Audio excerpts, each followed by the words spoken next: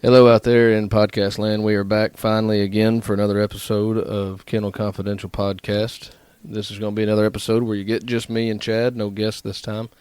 And we're going to spend a little time talking about what to expect when expecting. You know, Chad and I will never claim to be experts or play one on TV. Everybody's opinions and desires, I guess, in a pup are going to be different. So this is just going to be coming from a couple of Feist dog hunters, and we'll give you our best opinion, advice, tips, tricks, secrets, if we got any. I don't have any. Anywho, Chad, it's been a while, it feels like. Yeah, I thought we'd done quit or something. But now we're J-O-B. back. And what's that? The J-O-B is getting in the way. Yeah, you've had a little bit going on this past few weeks. Yep, chasing my tail, but I don't ever complain about being employed. I just sometimes complain that I don't get to squirrel hunt and do the things I want to do because I'm employed. But I'm always happy to have a job. Puppy Pains episode. I guess we've had our thumbtack stuck in this idea for probably a few months now. And we're kind of holding it for this time of year for, you know, the leaves come on, spring puppy litters start hitting the ground and getting ready to go home, and a bunch of new pups ready to get started, and a lot of pups land in the hands of very capable people, but some people may just be getting into it for the first time. So I guess we do our best to give them a little tips and tricks. Yeah, and I think that most of the time, people that are very new to it, never done it before, I think they're apprehensive, they're cautious, they're worried, but a lot of times they do a better job than what somebody that's had them before, and kind of their expectations are higher, where a new person, you know, they don't know what to expect really. So I think they may tend to do a little bit better of a job. Well, I've only had two, so I consider myself a newbie. You've had plenty more than two, so we'll have very different perspectives. You'll get a 20-plus year perspective and a 4-plus year perspective. Well, just like you know, you started out with Smoke, didn't know anything about, you know, not much. You didn't know anything about training, I guess. Got him going, and unfortunately got run over, and you started all over with a new pup. You know, a lot of times I talk to you, and I'm like, be patient, be patient, be patient. Well, I know what I want. She just needs to get there. Well, she will, but she's not going to do it overnight. So I think that expectation you had of, well, this is what I had, this is what I want again, and you had forgotten how much time it really took to get there. That is true. And that was one thing you told me, actually, the night that we were talking after Smoke got run over. You had told me that when I get my next one, the most important thing is to not expect the next one to pick up where the last one left off. And I had to catch myself quite a few times on that because I felt like I'd already trained this puppy, and I'm starting again. So, yeah, it was rough on my patience, that's for sure. Patience that I thought I had, and one thing these squirrel dogs have taught me is I don't have near as much patience as I thought I did. But maybe it's the gray hair creeping in, too. Yeah, and you know, kind of what you touched on, and I'd like to say it again, that, you know, we're not experts. You know, everybody's got different opinions, different styles, different techniques. Really, I don't think any of them's wrong. They're just all different. As long as at the end of the day you end up with a squirrel dog, nothing you did was wrong. I agree It just completely. might be a little different than what I would have done. Yeah, and what suits me may not suit you. What suits you may not suit the other guy. So, yeah, there's all kinds of approaches and tips and tricks and old school and new school. So, well, let's just start with selecting a pup. So I know when I was getting into it, and of course we got Facebook now. There's all kinds of pages, and Google's right at our fingertips. Although Google, I learned, is not very handy at all when it comes to trying to learn anything about squirrel hunting with dogs. Just not a lot of information, not a lot of content out there that's searchable, in my opinion. Good content. So that being said, I'd lay in the bed, and I knew there was Feist, and I knew there was curs, and that's about all I knew. So I'd sit there and surf pages and read this person's post and that person's post and find something on YouTube.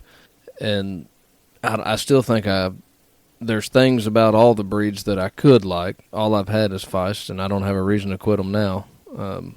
But that being said, what do you think the most important part of selecting a puppy? I mean, from breed to breeder. What would your best advice be to somebody who never had a squirrel dog? Research. Research. More than the internet. You're talking about even go to clubs and talk to people, get out and watch them. Yeah, go to clubs, go out on cast. I've got a big love-hate relationship with Facebook, more hate than love, but I guess now, the day we've got now, it's a good place to start. The best thing to do is pick up the phone and call people. I don't know anybody that wouldn't just talk to you. And whether you're talking to me or talking to whoever, we're going to be a little biased towards our dogs. Anybody is. If you didn't like it wouldn't be yours. What's that? I said, of course you're going to be biased towards yours, because if you didn't like it, you wouldn't feed it. Right. But talk to several different people and, try to figure out, and talking to them, kind of what you want. Do you want a dog that uses more just eyes and ears? Do you want a dog with a little bit of nose? Do you, what size do you want? What color do you want?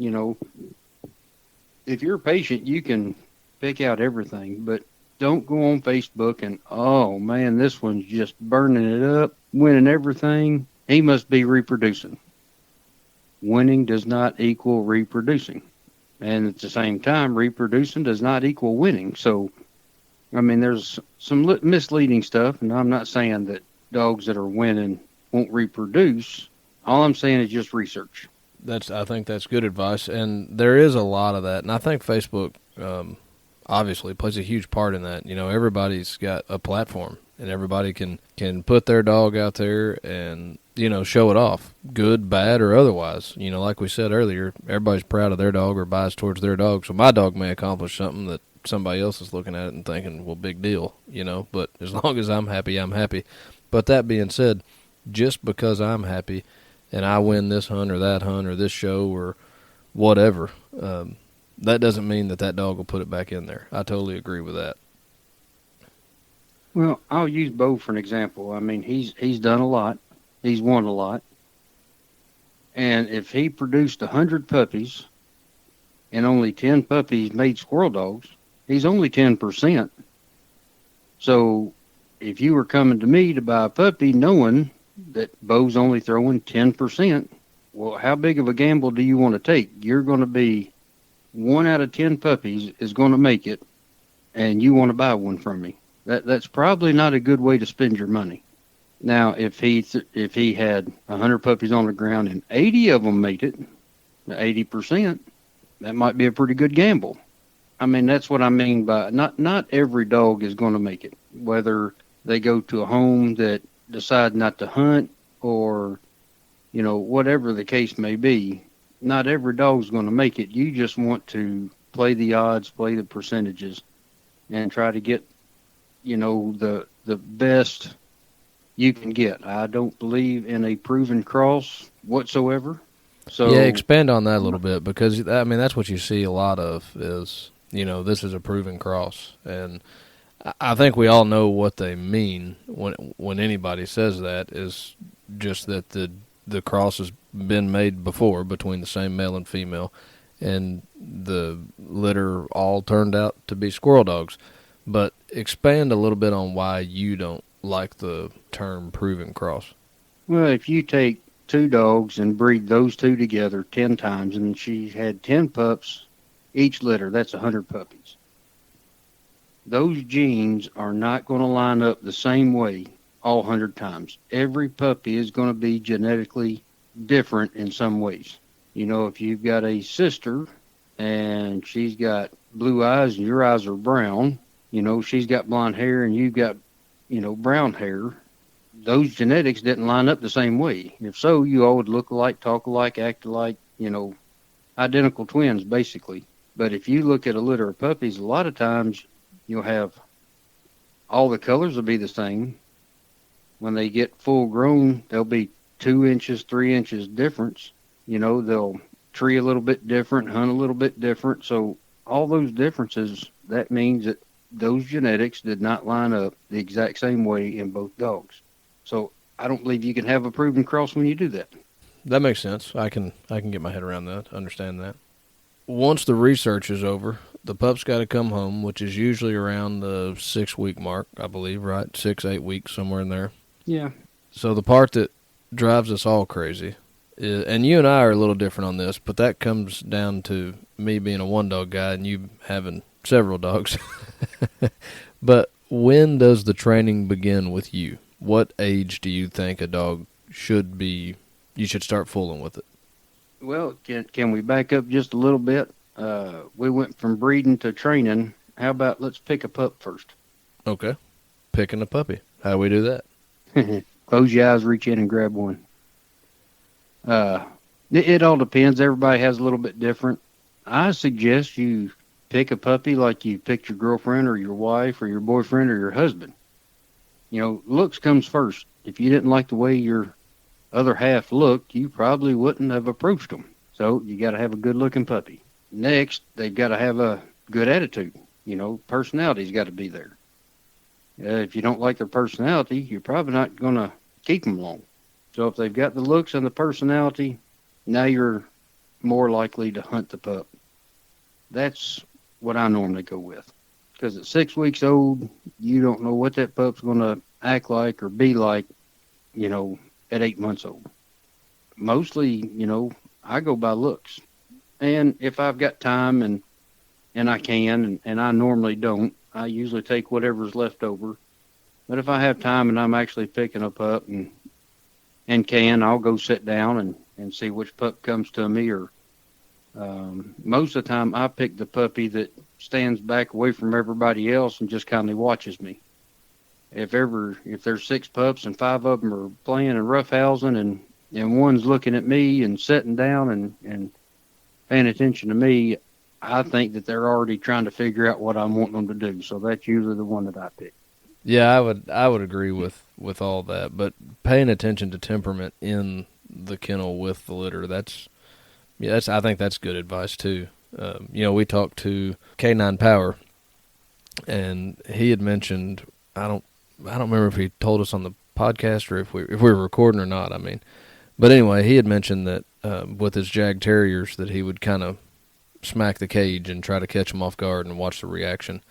You know, to me, that's good advice. If, you know, how the dog reacts to being startled, is it gun shy, whatever you're looking for by smacking that cage, and it may not be important to me, but it is to you. But, you know, I think that'd be a good tip or trick too, just to pay attention to temperament in the kennel to know, I guess, somewhat to expect as the dog gets older and reacts to different training and getting its butt whipped and yelled at and that sort of thing.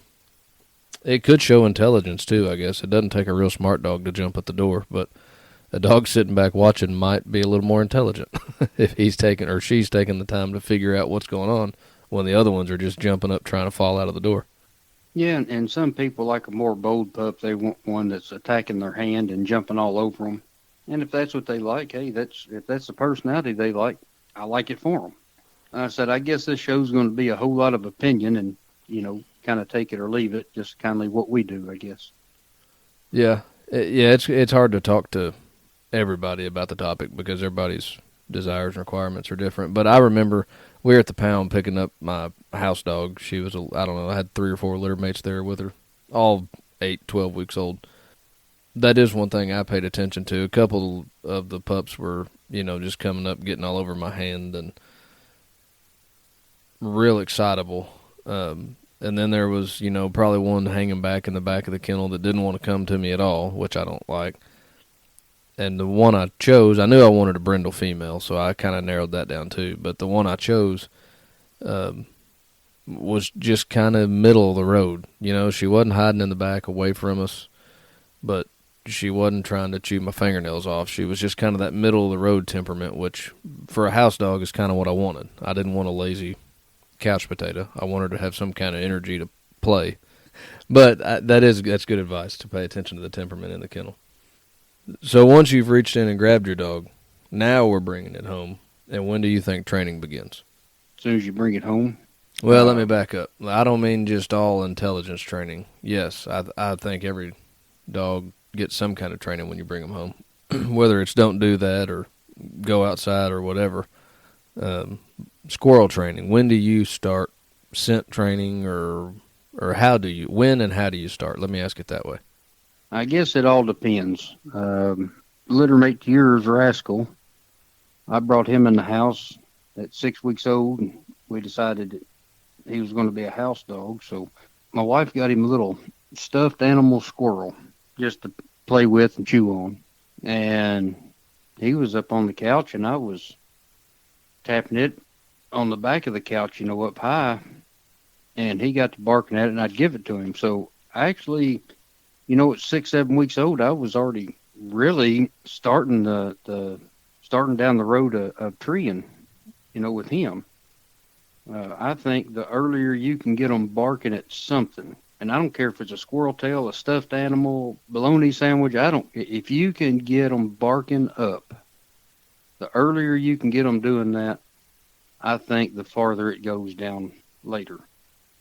And I'm getting bad about it. I'll have pups up there that, I won't mess with them as much, and it seems like, when they get 4 or 5 months old, it's a little harder to get them to bark than it was when they were 6 weeks old. So I think when I have time and I can, I think if you can get them barking up at anything at, 6, 8, 10 weeks old, you're ahead of the game. Yeah, I didn't expect you to say that. I know that you always, or I thought that you always, as far as your squirrel hunting training went, was later on in their life. 4, 5, 6 months old is where I thought. But that is true. Well, You're still building, you're not necessarily training them to hunt a squirrel, but you're building the foundation for a desired behavior. right. And then, as far as walking them in the woods and starting them on a tube or showing them a cage squirrel or something like that, I normally don't do any of that till they are, 4 to 6 months old. Those are all And that 4 to good 6 things. months old also depends on what time of year it is. Really. Yeah, those are all good 6-month-old tidbits. What's that? Those are all good tidbits. So you said a mouthful there. So you said, if I had a 6-month-old puppy right now, I probably ain't gonna mess with it at all. Myself. Even if I got it barking at a tube, even if I got it barking at a cage squirrel, even if I got it doing all of this, we're still 7 months away from it doing much in the wild. I kindly feel like I'm either wasting my time or going to create bad habits. But now, like I said, that's just me. If I've got a 6-month-old puppy in November, and I'm going to work with it a little bit, but I'm going to be walking it in the woods more. That October leaves start falling off. It's not a great time to take a young dog to the woods because most of the time squirrels aren't on the ground then. About the middle of November, 1st December, squirrels are really traveling on the ground. That's when those 6, 8-month-old puppies need to be walked in the woods pretty often. yeah, and that's November, December for us. Different parts of the country, I guess, could be affected. Right. Time of year could be different, but the time of the year that Chad's referring to is just the time late in the season when they're gorging themselves before they start denning up for hard cold days. Well, when the nuts are in the trees, they're in the trees. When the nuts are on the ground, they're on the ground. So I guess would be a better way to put it. Right. Well, so you said a mouthful a minute ago. You said walking in the woods, starting on a tube, showing a cage squirrel. Let's talk about all those a little bit. So, to me, if I had to place those in order, I'd probably put tube and cage before walking in the woods. Which, again, I've only trained 2, but I consider myself successful at training 2 squirrel dogs. I don't know that I'll ever win anything or you'll see me on TV with my dog, but I promise you if we go to the woods, we're going to kill a squirrel. So, I've 2 for 2 on squirrel dogs, I'll say. But, so for me, I start messing with a tail is, I guess, my tool of choice. But both dogs, I've started just as soon as I could. You know, I didn't expect them to follow a scent and toenail a tree and bark up to it at 8 weeks old. But I had it tied to a string, and I was in the yard just playing with them, you know, letting them chase it. And then every now and then I'd let them catch it just to keep them interested. And when they caught it, I pet them up real good when they got the fur in their mouth. Again, just behaviors that I'm trying to build a foundation for desired behavior later on. But once they get up big enough, I kind of did two different things. So with Smoke, first dog, I did a lot of drags, and he did pretty good. But I was relating it, I guess, where the red fern grows. That's kind of where I was getting my training tactics was, you know, he runs around the house with that coon hide and pulls it up a tree, and the dogs tree it. That's kind of what I was doing with Smoke. I'd pull it up short trees where he could see it a little bit, and I'd try to get him excited and get him barking. And all that went really good, and I thought it was time to take him to the woods. First time I can remember really taking him to big woods, me and you went with Bo. And I don't know, I guess Bo was, probably 4 or 5 then, I guess. And Smoke was all, Smoke was all of, I don't know, 6 months, 7 months tops. And I realized real quick that I did not have a squirrel dog yet. He spent all this time right in front of us, and Bo did plenty of treeing. So that was frustrating. And I think, so to me, I guess of all those techniques that you just kind of dropped there, I like to get my confidence in the dog knowing that it's either followed my drag or it's chased a yard squirrel or a park squirrel or something before I really take it to a big woods. Because to me, in a smaller controlled area for a young puppy's confidence and even attention span, really, if they can see the squirrels good and it's not a tough hunt and it's not an overwhelming patch of timber, you may see a little more out of them. It might be a more productive training session, I guess.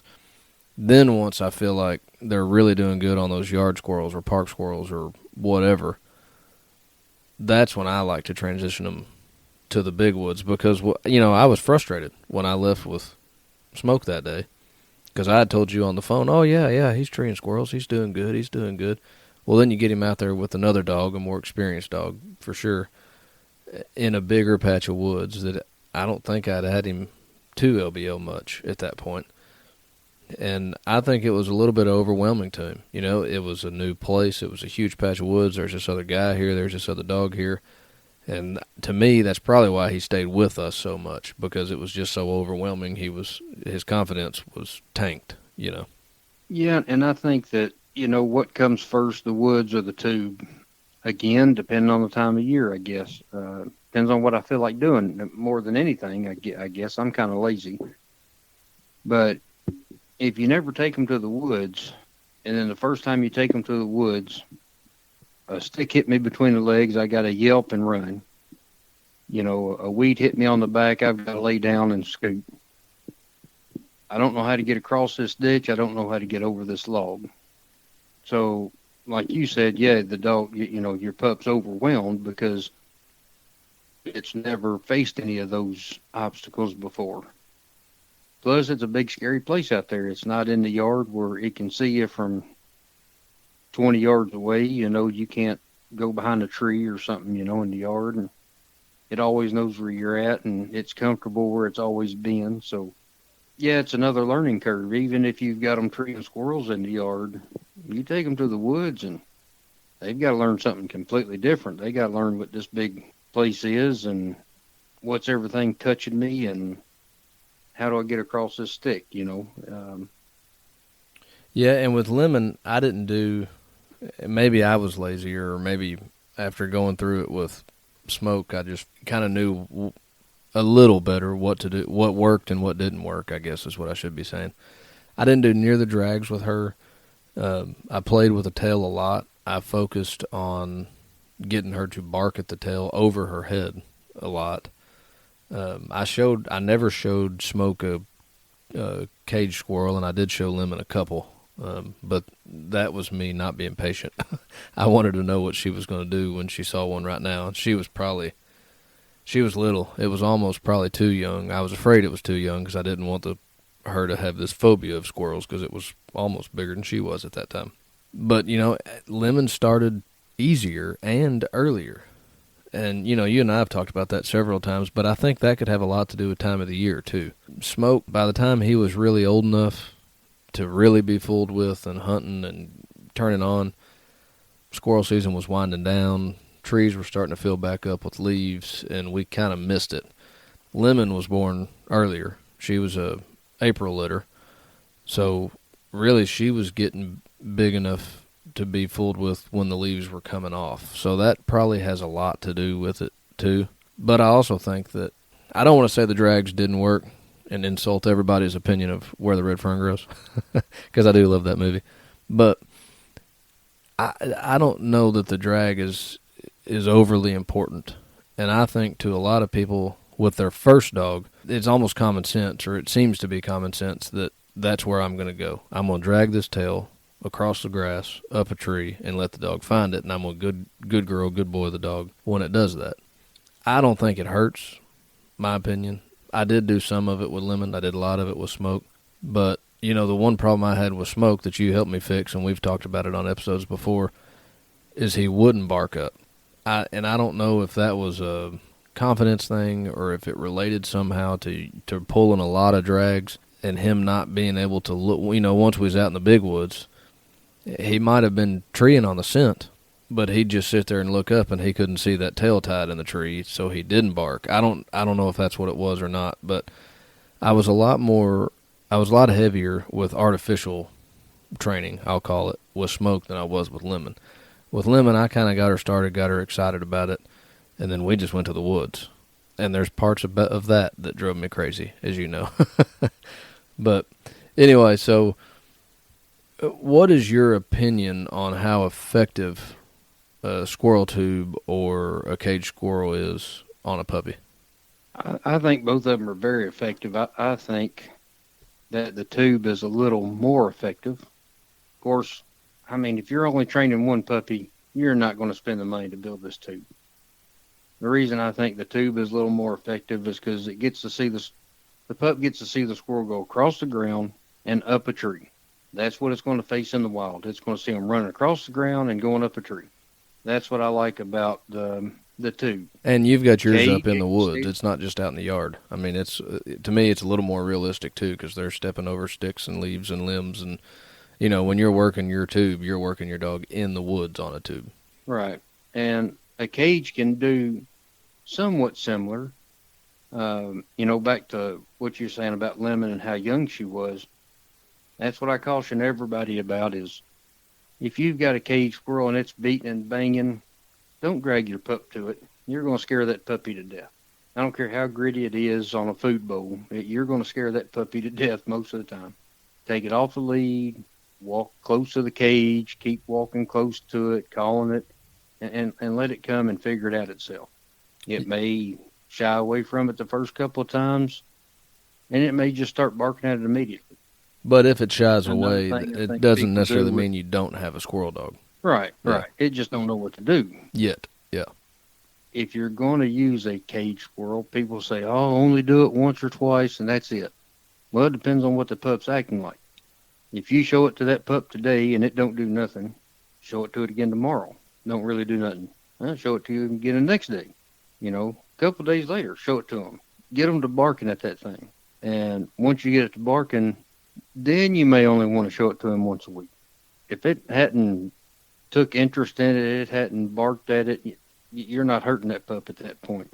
Going back to what you said a minute ago before I forget, time of year. I have people ask me all the time, what age should I give up on my dog? Well, I wish people would look at it more of season and opportunity than age. If you've got a pup born in November, that pup's going to be a year old before it gets much of an opportunity. It's going to be too young when the leaves come on. So it's going to be the next November before you're able to get it out in the woods. So it's already a year old. Most people say, quit on them at a year and a half old.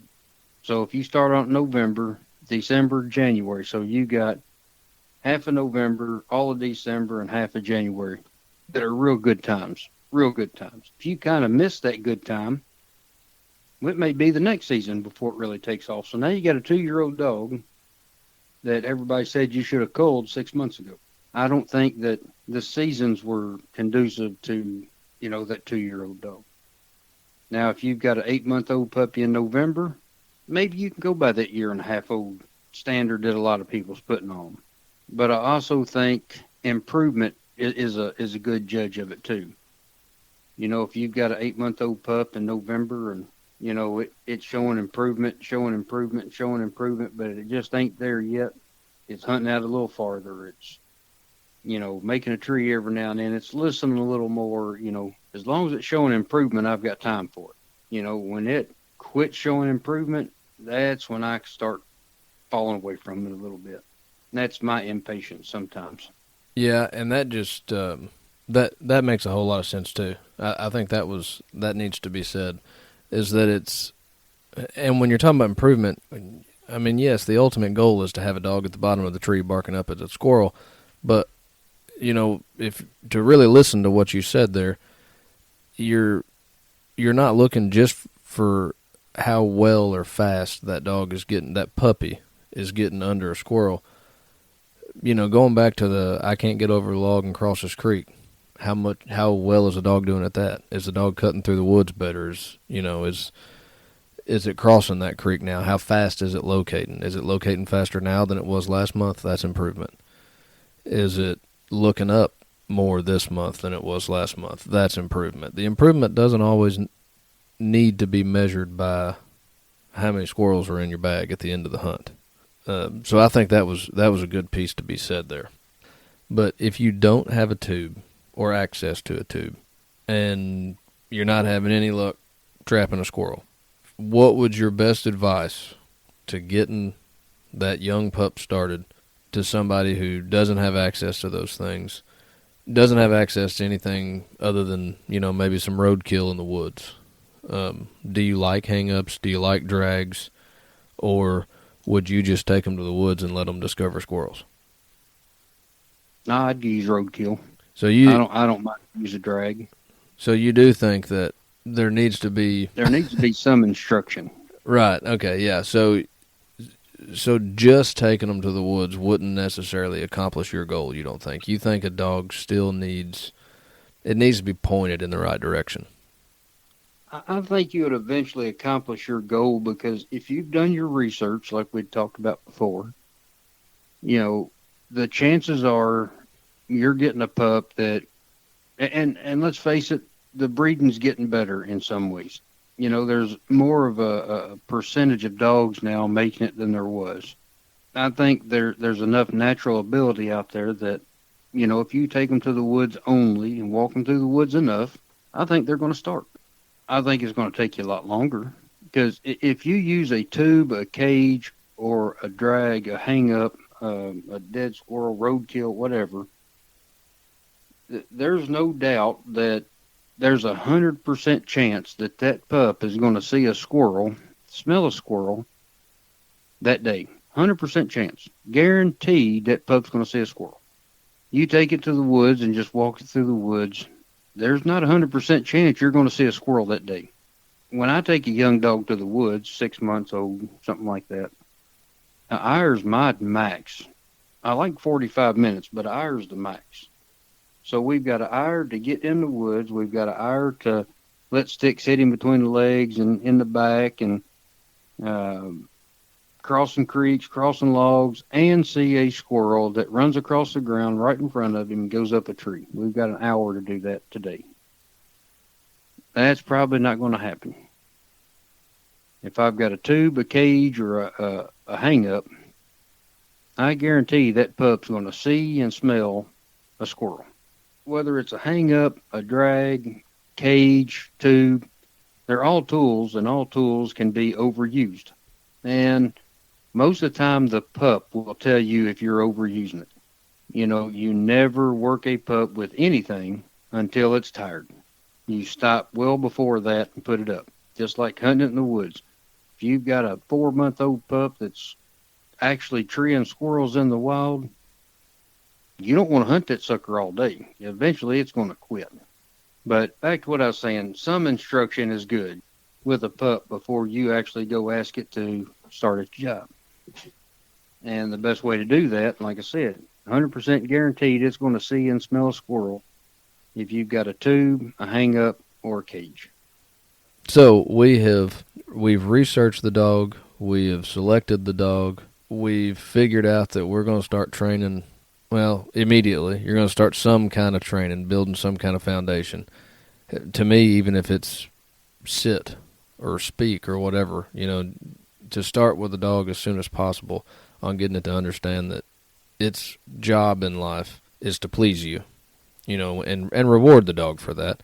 Then the dog is building that foundation already. When I do what he or she wants me to do, then I'm going to get my ear scratched and an extra biscuit in my bowl tonight or something, So now we've showed them a tube, we've showed them a cage squirrel, hang up, something, walked them in the woods, and we really think we got something. And let's say this pup is around, I'm going to pick on Lemon, around 6 months old, 4 to 6 months old. And I go to the woods for an hour, 45 minutes, 3 days a week for a month, and my dog isn't doing anything. It didn't look anything like it did at home, Chad. What's your advice? Keep going. Heard that. 100%. Let's face it. It's like I told you, and I've told a lot of people.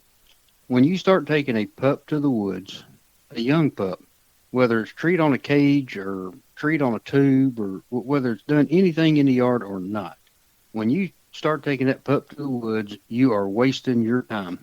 Period. You're just out there wasting your time. But it's time that you have to waste. When the dog starts treeing, that's when the work begins. 100%. So take your leisurely time, take your walk through the woods, your peace and quiet, your whatever that does for you. Take that time because it's just wasted time, and walk your pup through the woods. And just know that at some point you're going to go from wasting time to actually working, and then from working, then you're going to go to enjoying. So to me, that's the 3 stages. You got your wasting time, you got your work, and then you have your enjoyment. I 100% agree. I just finally made it to the enjoyment part, and I feel like it took forever, and it didn't take that long. And some dogs take longer. Smoke took about 12 to 14 months, and Lemon took about 9 before I got to where I was having fun, at least. She's still got I think every dog has something it can learn, but I'm having fun. But, keep going, I think I feel like that's when people give up. I feel like either one, they show it a cage squirrel a couple times, they don't get the reaction they want, they throw it back in the kennel, and then you see it on Facebook, free to a good home or something. I feel like that's when people give up. They think because, let's say that it did bark on that cage squirrel good, but I took it to the woods and it didn't do anything, didn't tree any squirrels. So I'm done with it. I'm giving up. This dog ain't going to make it. I don't think that's fair to the animal. Now, I guess if you went to the woods for a year and a half and that dog never picked it up, well, then it might need to go live on a farm and chase mice in a barn. I don't know. To me, keep going and don't expect anything. And I know you're probably rolling your eyes at me. I can't see you. But I will tell you from experience, don't expect anything. That was probably my biggest frustration. And I kept a squirrel dog log on Lemon. I never did it on Smoke, and I picked that up from Kevin Bennett. We were talking about something one day, and it just amazed me that he kept a log. And I've met plenty of hunters now that keep logs now that I bring it up. But anyway, I kept a log on Lemon, and I would keep, every day I went hunting, I'd write down whether we treat a squirrel, shot a squirrel, or wasted our time and I wanted to peel her ears off. I kept some sort of note every day I went hunting. And the reason I wanted to do that was because once she was a squirrel dog, and I knew she was going to get there. Most of the time I knew she was going to get there. I thought it would be fun to look back and see just how frustrated I was. Plus, it gives me it helps me capture how long it took her. Because it feels like an eternity when you're going through it. It's awful. But when you get to the end, it's like, oh, that wasn't so bad. And I remember I made a note. Let's see, she was born in April. I don't know. I'm not going to do all the math right now, but I should have the log in front of me, and I didn't think about it. But I made a note. I believe it was around the end of November, middle of November, is when I had made a note that she had treed her first squirrel correctly. She had, ambushed some, and not that ambushing a squirrel is incorrect, but she textbook treed a squirrel sometime around the middle end of November. And then I started expecting things. When we went to the woods, I expected her to tree a squirrel, and 2 squirrels tomorrow and 3 squirrels the next day, and I thought it was just going to be all downhill from then. And it wasn't. We had many weeks of uphill ahead of us. And by the time I finally made, so that was November, by the time I finally made a happy note, I think, good hunt, had fun, treed 7, I don't know, whatever I wrote, it was January. And I was starting to really feel good about this dog, and I thought, okay, I'm going to go back now and see when she started. I don't know what part of January it was, but I remember it was January. And I went back and realized that it was the end of November when I made my first note that she had finally treed, and I felt like an idiot. I thought, it's been 2 months. In 2 months, which felt like 2 years. In 2 months, she went from, at that time, I felt like she wasn't ever going to make it and I was going to have to peel her ears off. In 2 months' time, I was relieved and I felt like she was doing something. And then I continued to expect things and continue to get disappointment. But now that I fell in that rabbit hole, I really just wanted to drive the nail with you of, go expecting to walk in the woods. Don't expect anything. The more you expect, the more frustrated you're going to be, and you're going to be frustrated with the animal. And it's not that animal's fault because it's just a puppy. It just doesn't know. And I want to back up to what you said a minute ago. If you walk a pup in the woods for a year and nothing happens, well, let's look at this other scenario. What if you walk in the woods for a year and you never see a squirrel run across the ground? You don't have the squirrels in your area. How do you make a squirrel dog with no squirrels? Well, really, you can't. Yeah, I was going to say that's definitely out of my pay grade. That's like telling a receiver to learn how to be a receiver, and you don't have a quarterback. Well, how's he going to learn how to catch if he ain't got nobody throwing to him? And I've talked to Vance about this. He's up in New York. Squirrels are hard to come by where he's at, and he has a hard time getting dogs started up there. He comes down here, and he gets dogs started. Well, if you don't have the game, you can't expect a dog to start. And I guess that leads me into, I've had a lot of questions. Well, do you start them with an older dog? No. Well, why not? We did beagles that way. We did hounds that way. Yeah, it might work for them. But when you've got an older dog out there that knows what he's doing, he's running out there, whether you like them at 100 yards or 300 yards, they're running out there, they're running the squirrels up, they're treeing squirrels, and that pup's back there not as fast, don't know how to get through the woods as fast, don't know exactly what it's doing. It never gets a chance to see a squirrel because that older dog's done put them all up. So, to me, it's a lot easier to train a pup by itself. I can take my time, walk through the woods real slow, sneak around, all that stuff to try to put that pup in the right place at the right time. And sometimes it only takes the right place, the right time, one time. I have seen dogs go from nothing to look like a finished dog in one squirrel. They tree a squirrel today, look pretty good. Tomorrow you shoot pipe to it. I've seen it happen that quick. Does it always happen that quick? No, but I've seen it. But they have to have the right situation at the right age. Everything's got to be exactly right. Going back to something you said a few minutes ago, I had a guy come and bought a pup. Well, I'd got him back. Guy didn't do anything with him. He was 6 months old. I'd started walking him through the woods a little bit, and he was going out hunting. Really wasn't treeing, but he was going out hunting. And a guy come over and wanted a squirrel dog, and I said, well, I'll take you to the woods with him. He's not started, but I'll take you to the woods and show you what he's doing. So he came down and took him out. He went out hunting and showed a little interest in one tree, and I patted on a tree, got him barked a couple times. I shot up, make sure, show him he wasn't gun shy. He said, I'm going to buy him. He said, I've always wanted a squirrel dog. And I said, well, I'm not selling you a squirrel dog. I'm selling you a feist puppy. Whether it becomes a squirrel dog or not, it's up to you. It goes back to, getting them out and them not doing anything and you just putting them back in the kennel and giving up on them. Well, you've got to do your part too. So you're not buying a squirrel dog when you're buying a puppy. You're buying a feist puppy. Yep. And that guy ended up doing his job and made a real nice dog out of it. I had a guy call me. I had a pup, wouldn't bark, wouldn't bark. What do I do? It wouldn't bark, won't bark, won't bark, won't bark. I said, don't. He was that pup was going 300 or 400 yards and staying treed, just wasn't barking. I said, don't give up on him. He's going to bark. If he'll stay that long, he's going to bark. And well, he called me. Oh, a little while later, he said, well, I've messed up. And I said, what'd you do? He said, I sold that pup.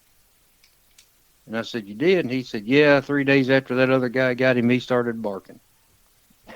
So, sometimes when you think you want to give up, that's the time to keep pushing forward because that's the time things are getting ready to happen. Yes. And on that note, I'm glad you said that. So that kind of leads into another area of topics I wanted to hit on, is some of the common difficulties and questions that you get. So just to stay with getting one to bark, because I think that's somewhat common, and I think it's also that falls into don't expect anything.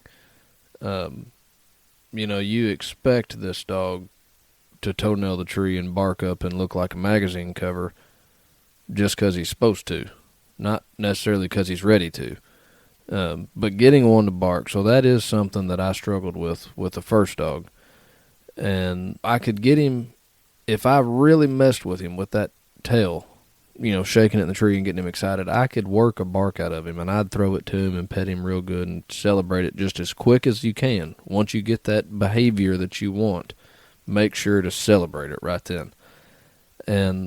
But then he'd forget. I'd get out the next day with him, and it was like yesterday never happened. And it was, I don't know what it was about him barking.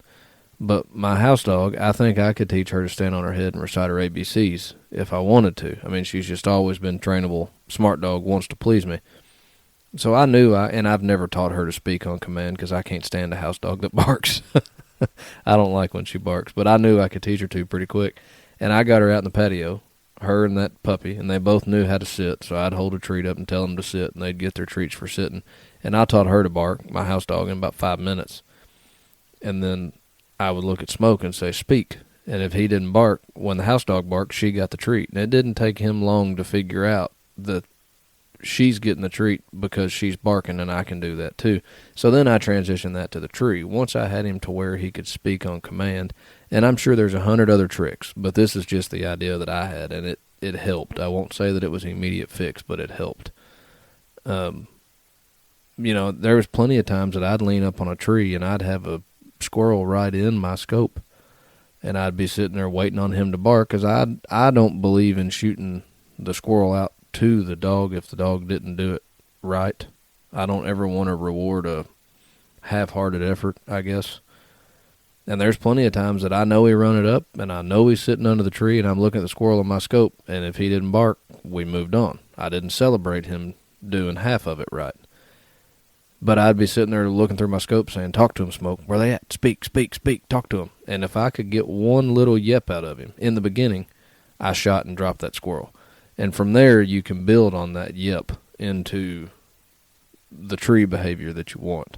But I think a lot of times people expect 100 barks a minute from the time that they figure it out. And that, to me, is a really high expectation to put on a dog. Yeah, and I've heard a lot of that, and we're talking about training puppies and everything, and I tell a lot of people, I'm not a trainer. If you can get your dog to bark on command, you probably train more than I do. They kind of got to do it natural. Now, if they do something natural, I know how to reinforce some of that, but as far as training it into them, and I think, going back to what I said, I think getting them to bark, the earlier you can get them to bark, the better off you are on the barking part. Yeah, and I thought of that when you said that earlier about Rascal and that toy. With Smoke, I didn't spend the time. I just kind of always, I guess I was in the boat of, it's a dog, it'll bark. You just kind of think dogs will bark. And they will bark. He knew how to bark. He just didn't always know how to do it when he was supposed to. And so what you did with Rascal and that toy, I think is, and I did that a little bit more with Lemon than I did with Smoke, as far as barking at the toy. I didn't think about it then, but now it makes sense that you're just building that, like I said, foundation around barking and good boy. And now, again, you've got him doing it in your house, and I'd have to take him outside and do it. I don't like a dog barking in the house. It makes me crazy. But staying with the barking too. So another trick that is your trick, I'm not going to take credit for it, but I think it needs to be said because I believe in it. I use it. When a dog is treed and barking and people are walking in the woods and the dog is, he shuts up when I get there. Some of that could be a lot of the dog's personality, but the one thing that you always drove with, or would tell me, and that I would drive into my dogs then, is if they're not barking or doing what they should be doing, what they know how to do. I'm talking about a point once you've got a squirrel dog, a started dog, we'll say. Stop walking. If the dog is sitting at the tree barking and he's shutting up when you get there, just stand there and look at him. And when they bark, take a step. Only approach the dog when the dog is barking and showing you the behavior that you expect out of the dog. Yeah, and different people like different things. To me, a dog needs to bark till I get there. Now, if they see me off 50 yards in the woods and I'm not there, yep, you need to keep barking till I get there. And that's where I'll stop, and they'll be looking at me, and they bark once, and I'll take a step. They bark again, I'll take another step. Then they bark 4 or 5 times, I'll just start walking. Then when they stop, I'll stop again. But myself, when I get there, that dog doesn't have to say another word. I just soon it not be blowing my eardrums out while I'm looking for a squirrel. I don't. It done its job. It got me there. Right. Some people want it to bark 100 times a minute while they're looking for a squirrel. And if that's what you like, you can reinforce that behavior. Yeah, I think I saw that on Facebook one time. It was in a squirrel dog group. My favorite thing to hear is a dog barking, and my least favorite thing to hear is a dog barking. Yeah. So, any of that, there's little tricks. And like I said, most of the time a dog will tell you what you need to do. I had a guy call me one time, 6-month-old pup, treeing good. 7-month-old, still treeing good. 8-month-old, still treeing good, but now it's leaving the tree. It barked 5 or 6 times and take off. First thing I said was, well, how fast are you getting there? Oh, I'm getting there fast. I said, well, time yourself and let me know. He called me back. I'm getting to every tree in less than 30 seconds. I said, do what? And he said, yep. I said, stop. He said, what do you mean she'll leave?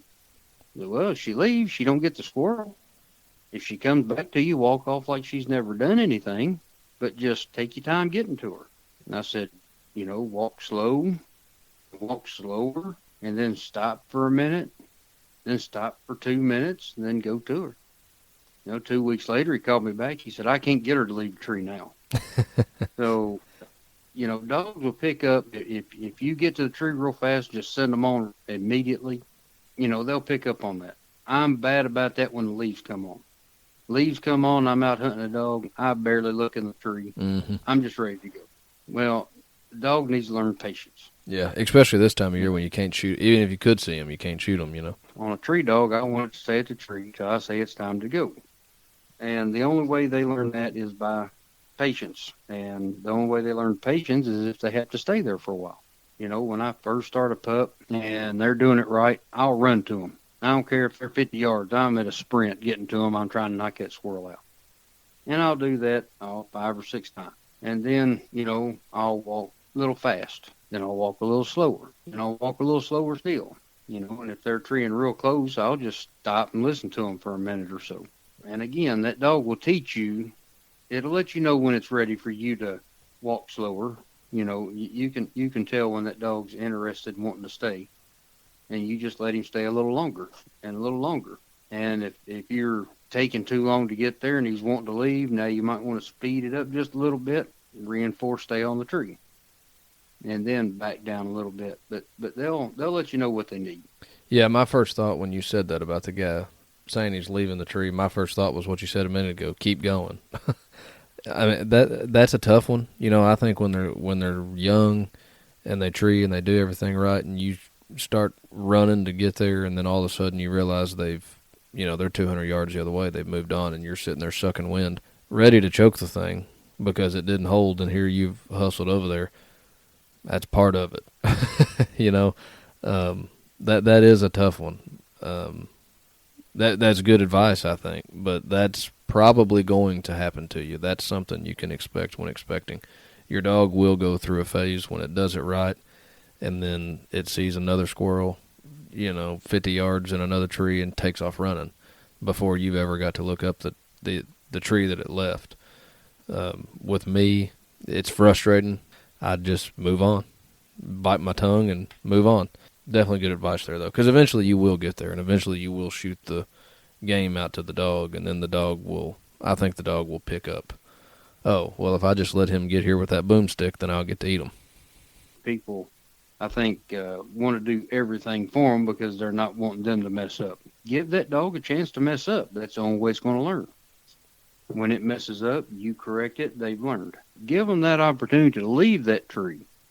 Because when they leave that tree, then you have something to correct. Then they can learn.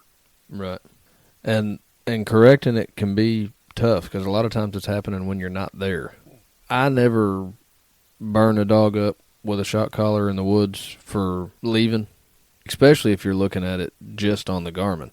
Because if Lemon was there treed 60 yards from me and sounded good and I hadn't got there yet, and then I look down again and she's 260 yards from me, I don't know what it was that made her leave. Could have been a squirrel. It could have been the same squirrel come down the tree and run off. I don't know what happened. So if it happens when I'm not looking at it, I'm not going to burn that dog up for something that I couldn't witness. I think the shock collars and the tracking collars are awesome. They've been there as long as I've been in the sport, and I don't envy not hunting at the time when those didn't exist. I don't ever want to beep beep, and I don't ever want to just turn my ear to the wind and hope that I hear them. But I think that a lot of damage can be done with that, with burning a dog up too. My experience, squirrel dogs or any dog I've had in my life, my experience, if the dog respects you, which can be learned from the time it's a puppy, but if the dog respects you, you can get a lot done just with scolding a dog. You don't even have to raise your hand to it. You don't have to burn it up. If you've already got the dog's respect, in my opinion, Lemon, she won't take a shock collar very good. Now, Smoke, on the other hand, that dog was hard-headed. I mean, when he got shocked, sometimes I had to dial it up to get his attention. Lemon, you can turn it all the way down, and if you bump her once, she's got it. She don't like it. She doesn't take it good. I can get more done just by scolding her with my voice because I have her respect, and she wants to please me. She doesn't want to do wrong. No animal wants to do wrong. So that's probably something maybe we should have said earlier, or maybe I should have said. I don't know how you feel about it, but I think the shock collar is a very usable tool, but if it's overused, you're going to ruin a dog. Well, I've said it for years, and I said it back when I had beagles, and we just had shock collars, not tracking. The technical name is a training collar. It is a training tool. It's not a torture device. And I've seen people that use them as a torture device. But just like leaving the tree, if your dog, if you're 60 yards away from your dog and you've seen it's left the tree, forget that tree. Mm-hmm. You're not going to go find the tree it was on if you couldn't see which one it was on. You're not going to find the right tree. So why call it back? Even if you knew what the right tree is, they've completely lost interest in it. It's not going to do them any good to call them back. And they're not near as mad about it as you are. Right. That's like a dog tearing the shoe up while you're at the grocery store. You come home, you find your shoe tore up, and you start whipping the dog. Well, it has no clue what it did. Right. Yeah. If I can get within 20 yards of my dog, my pup, sometimes I'll stand there and just think to myself, I hope you leave. I want you to leave. Please leave the tree. So I can fix it. Because I want to teach you that that's not the right thing to do. Because then I know what tree it's on. I know where it's supposed to be. They know what they're supposed to do. I can catch them in time that they haven't forgotten about what they were doing. And that's how I train sometimes too. Is like I said, you got to give them the opportunity to mess up. I just thought And of another one too. A guy asked me not that long ago, a few months ago. Well, he was asking how would you stop a dog from darting out the door when you open it, which my answer was to have a good recall. I don't really care about the house training part being any part to do with this episode, but just to talk on recall, because I think recall is important on a hunting dog, especially because they might be out 6, 7, 800 yards from you and that collar die or lose connection or whatever. To me, putting a handle on a dog is almost important as to having a squirrel dog, to me. I want a dog, mine may be hyper and bounce all over the place, but she's got a handle. And to me personally, and everybody could be different, but to me personally, that is very important. That's another thing that is hard at times when you're getting frustrated to not burn a dog up because it's not listening. With Smoke, he just kind of figured it out, really. I never worked on it much, and he didn't get a handle very early on. And his handle's wasn't as good as Lemon's is. And he just kind of eventually figured out when I said, come on, we're coming on, or he's getting left. Lemon, I had a guy tell me to put him on a long lead, put a dog out on a long lead, and just let them run, let them be free and eat turds and chew on toys or whatever they're doing. And every time you want that dog to come, when you're trying to teach that recall here or whatever your word is, give them the command and pop that lead. And, don't drag them across the ground, but just pop it enough to spin their head towards you and get your attention. When that dog comes to you, and it will, and if it doesn't, leave it alone, try again. But eventually that dog will figure out that you're reeling it in, and once you reel it in, just give it all the love and praise like it just, cured cancer, whatever. And that worked really well with Lemon after that guy had told me that. And I've also heard people say take him to a ballpark or a dog park or somewhere that's fenced in and you can contain the dog and let them run with a long lead. And when they come running by you, to step on the lead and say here or come or fluffy, whatever your word is. And when you step on that lead and it jars the dog learns then that, oh, he's talking to me, I got to listen. Again, don't break your dog's neck. Do it all safely. But good advice. And I didn't do the dog park one, but I did use a 25-foot lead with Lemon, and I could tell the big difference pretty quick. And I did it. I put the recall on her all completely without a collar.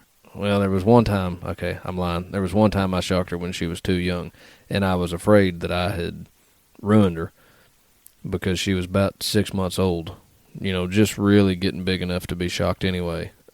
And she didn't take it well. I learned right off the bat she didn't take it well, and I was afraid I'd never get a collar on her again or get her to act right wearing one, but she got past it. But anyway, just don't burn the dog up with a shock collar. Like you said, it is a training device. It's not a torture device. See, I'm completely the opposite of you on that. On recall. I do not have the temperament to use a long lead on a dog because about the fifth time I call its name and it ain't coming, I get too heavy-handed. It gets a correction. It's easier on my dogs for the shock collar. I turn them loose in my backyard, fenced in, with shock collar on, and they figure out it's going to get pretty daggone hot out there until I get to him and he's petting on me instead of. So I do a little bit different than you on that, and that's just a difference that I've figured out that, hey, I can't do that. Yeah, and I didn't do it necessarily that way with Smoke, but in the woods, Smoke, come on. Well, he ain't coming. He got bumped. So I guess in a roundabout way, I put a handle on him with that same technique. Similar. And here's a point that I want to point out, too, what you just said. Okay, you ruined your dog by shocking it. Well, your dog was ruined already. Your dog wasn't coming to you. It wasn't doing what it was supposed to do. So it's ruined already. So you're either going to fix the problem or you're not going to fix the problem. If that dog can't take, that pulling on the cord or that little shock or whatever it may be, if you can't get your hands on your dog, it's ruined already. So you need to try to fix that problem. I don't think you're going to ruin it in the process. Does that kind of make sense? Yeah. And some of this stuff is trial and error. You know, Yes. A lot. Yeah. my dog's in Almost the all of tree. I it. can't get it to stay on the tree. I don't want to shock it while it's on the tree because it'll run it off the tree.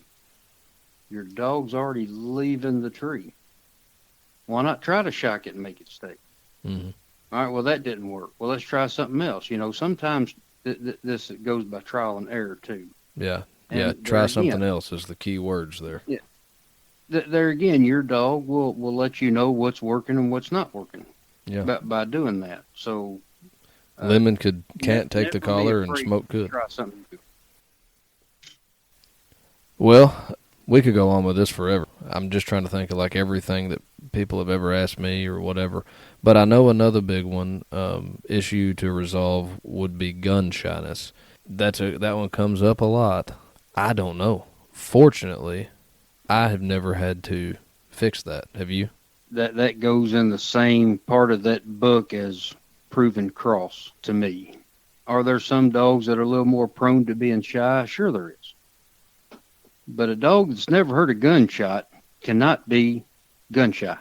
Can it be shy in general? Yes. And then be tender to the gun? Yes.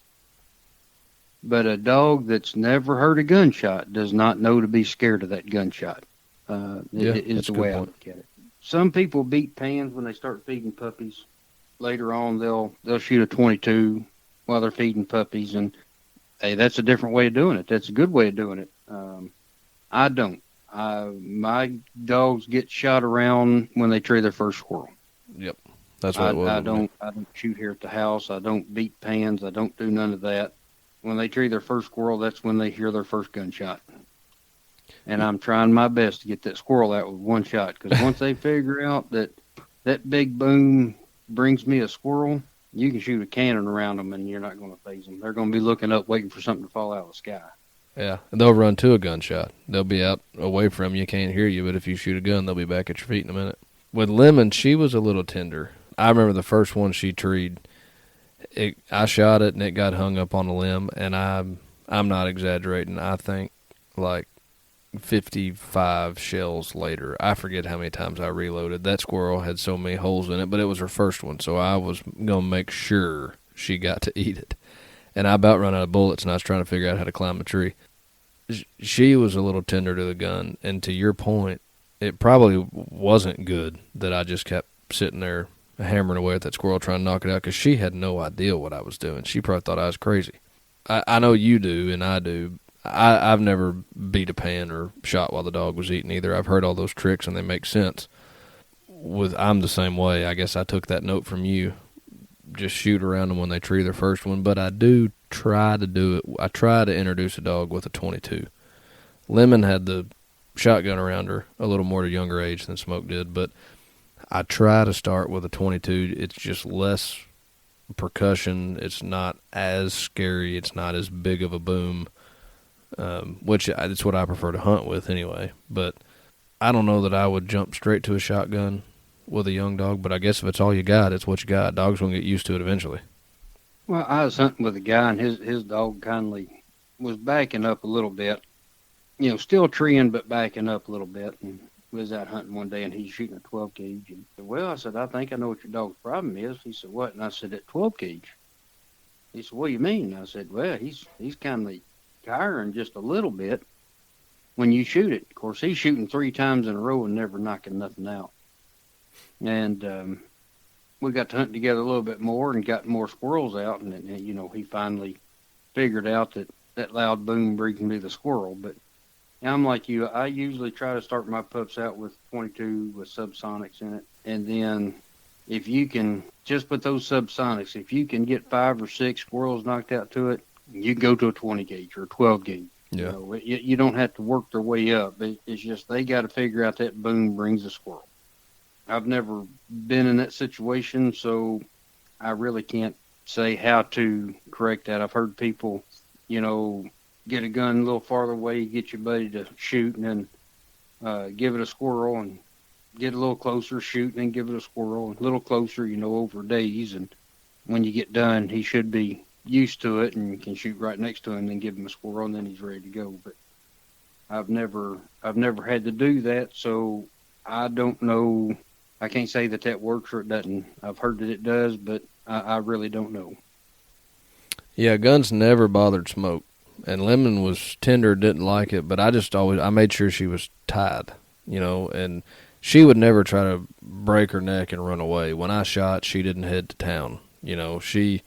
She would just back up, kind of like you were describing. She didn't know what to think about it. So when I got to trees, I started tying her so that she wouldn't have the ability to run off, and she would stay there and witness that this gun is not going to eat her. And then she eventually started getting squirrels knocked out to her, and that's when her tenderness is totally gone now. She could, like you said, carry if you shot a cannon off. Just don't start a gas engine. She doesn't like lawnmowers and four-wheelers and leaf blowers and weed eaters, so don't cut the tree down because a chainsaw is going to terrify her. But a gun that won't bother her a bit anymore. Well, can you think of any other common ones? I'm glad we're recording this, and I can be far away from people that want to shoot me, but tying a dog. Well, we're going to disagree on this anyway, probably. Yeah, I disagree with about everybody I talk to on this.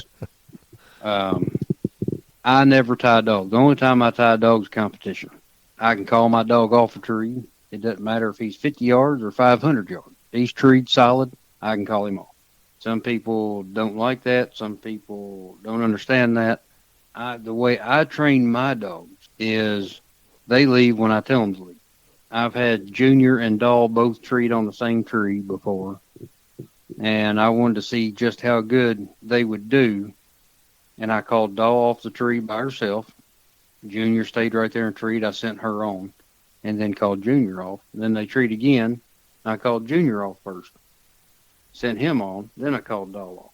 I guess what really got me thinking about it is I competition hunted with a guy. Off and on for about 3 years. We would see each other at hunts and stuff, and I got to draw out with his dog, a few times. And pretty nice dog, except she didn't like staying treed very good. Treed plenty of squirrels, but every time I seen him on Facebook, he had this dog tied to a tree every time. And I asked him, I said, "Why do you tie your dog when you're pleasure hunting?" He said, "Oh, that just teaches them to stay tight on a tree." And I thought to myself, well, that dog's not a bit tighter now than it was 3 years ago. So to me, that didn't work. I've got yard dogs. I've got a fenced-in backyard. Those dogs have been taught since the day that I got them. This is your yard. This is your boundary. This is where you stay. You leave a gate open, and them suckers are gone. And they might be gone for a day and a half, but they're gone. So that boundary didn't teach them dogs anything either. So I think a dog either wants to stay, to me, it's, I told a guy one time, I said, that's like a minimum security prison and a maximum security prison. When you've got the lead on them, they got no choice but to stay there.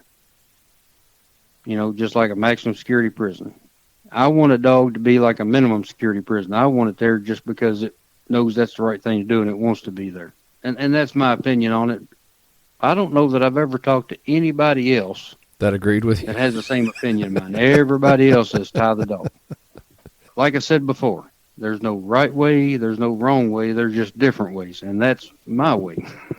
Yeah, so, I tie Lemon a lot more than I do Smoke, and honestly, she learned to hold a tree faster than he did, and I'm not sitting here saying that's because of tying. I mean, there's several things that she did different than he did, and he did different than she did, but I don't tie her. Pleasure hunting, obviously, I don't tie her every time, but I do most times, and I don't think I do it so much as a training.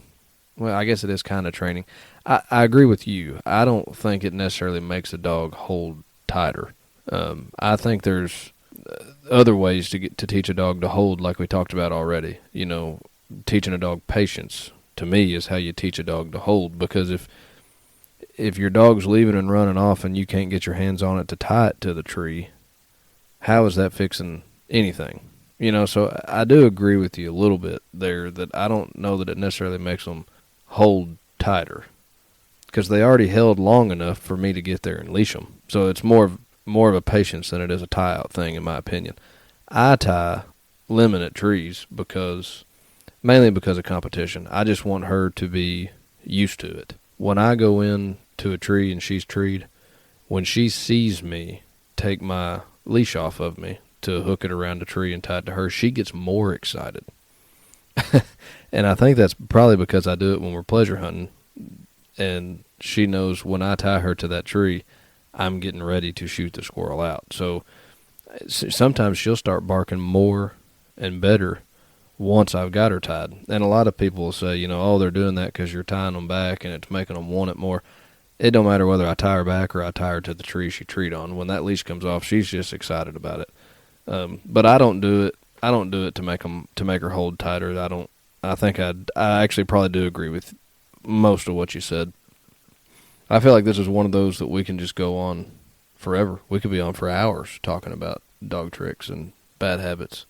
Yeah, I think that covered the main ones. Getting a dog to go, maybe that's one.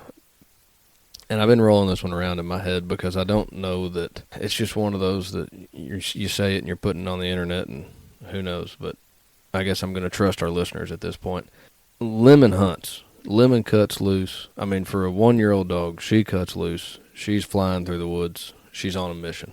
And she's done that naturally. I didn't teach her. Smoke, I did teach. And you and I have talked about this, and we disagree on this a little bit. One, we disagree slightly on what we want our dogs to do in the woods, or what we want it to look like.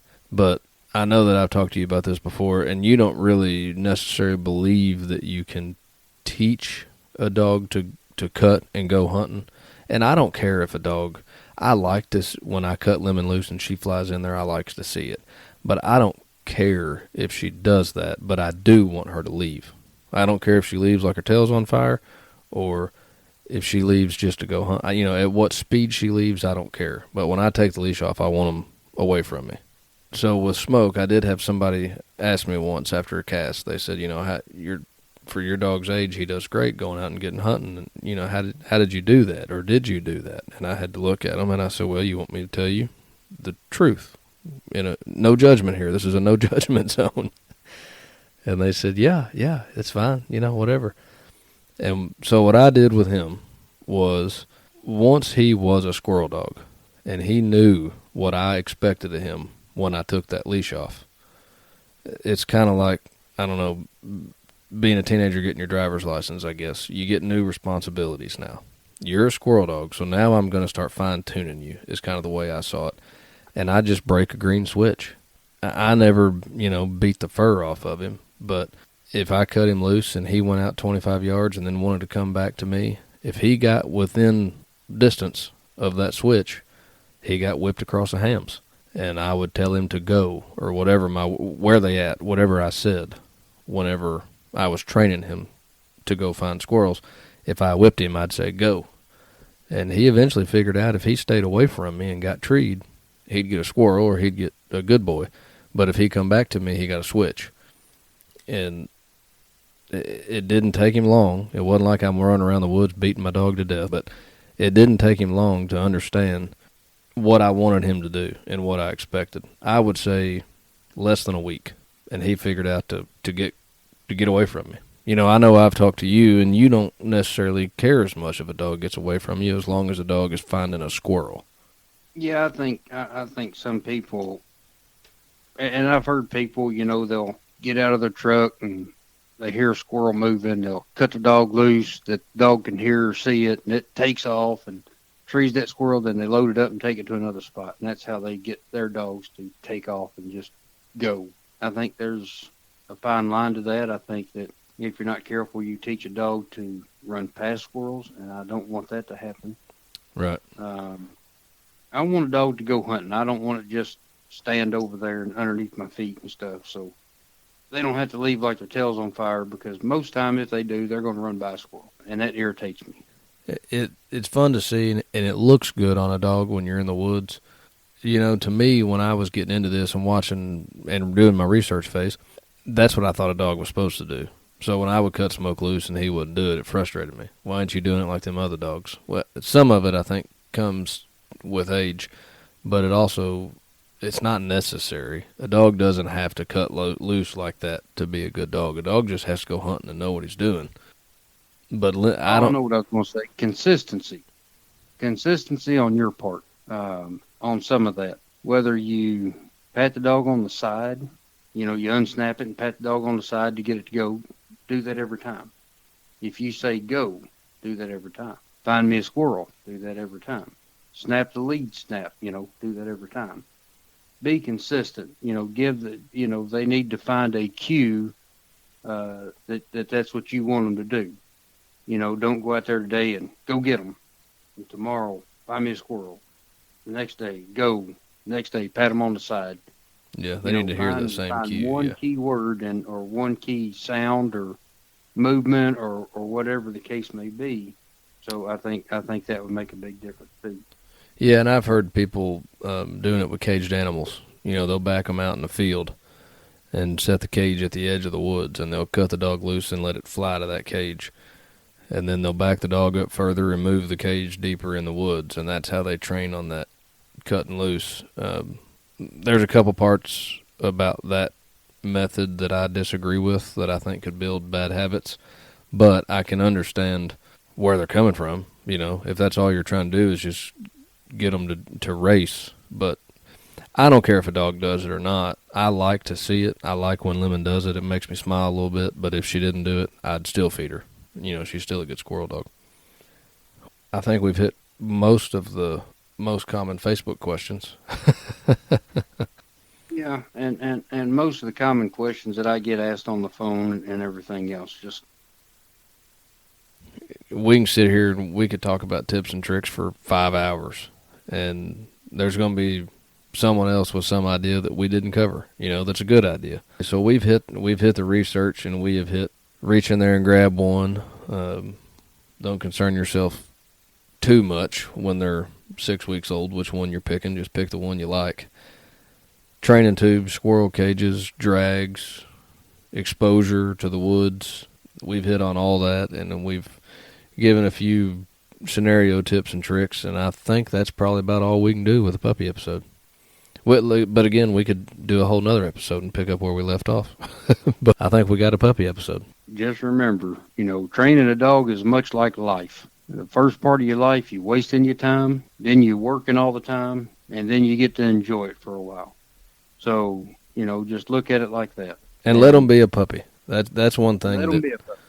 That I think the days that you don't do anything with that dog are just as important as the days that you did. You've got to let it be a puppy. And that's hard for me. I'm a one-dog guy, and I had a dog die earlier than he was supposed to, so I was right back in puppies, and I was riding Lemon hard. She may be tougher than I think she is because she took it pretty well and come out the other side. But, there was lots of times when I was not letting her be a puppy, and I was losing my patience. And so, right there along with our advice of don't expect anything when you go to the woods, let them be a puppy would probably be just as important to me. And let me add one little thing in there. I know we got to go, but one little thing. One thing that I believe has helped me a couple of times is if a dog does really good today, you're just super proud of it. It's done everything right. Put that dog up for a day or two. Let it think about it. I don't think they think like me and you do, but I think they do think about things. And if they do really good, put them up. Let them think about that for a day or two. Then take them back out. Yeah, end on a good note. Yeah. Yeah, end on a good note. But like I said, keep them up for a day or two. Let them really think about it and see if that makes a difference. I think it has on a couple of my dogs that I've done that with.